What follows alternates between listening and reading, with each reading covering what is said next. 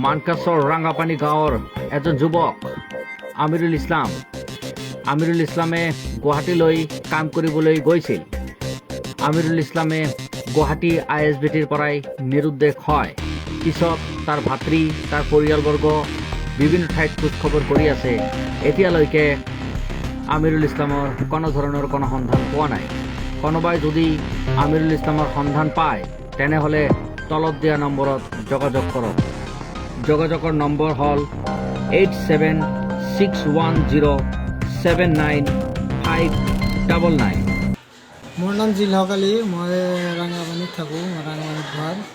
মোৰ সৰু ভাইটি কাম কৰিব গৈছিল গুৱাহাটী ISBTৰ পৰা নাই হৈছে, এতিয়ালৈকে পোৱা নাই।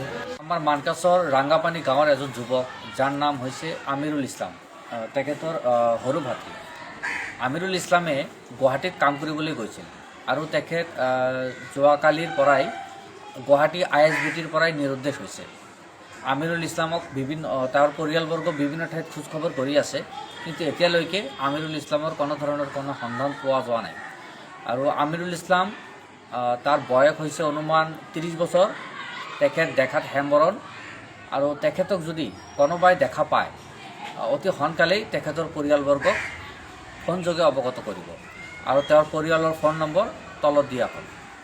যিয়ে য'ত পায় এই আমিৰুল ইছলামক লগ পালেই তলত দিয়া নম্বৰত যোগাযোগ কৰি তাৰ সন্ধানটো আমাক দিব, এই আমি সকলোৰে ওচৰত কামনা কৰিছোঁ।